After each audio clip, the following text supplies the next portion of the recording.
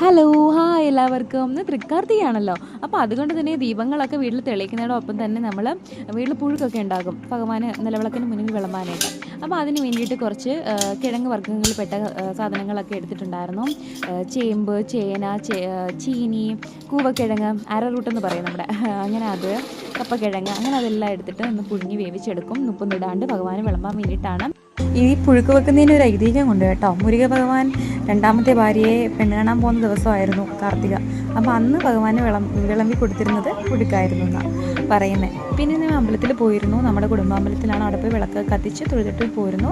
തിരിച്ച് വന്നപ്പോഴത്തേക്ക് അമ്മ കപ്പ പുഴുങ്ങിയതെല്ലാം ബാക്കി എടുത്തിട്ടുണ്ടായിരുന്നു. പിന്നെ ചട്നിയൊക്കെ ഉണ്ടാക്കി വെച്ചിരുന്നു.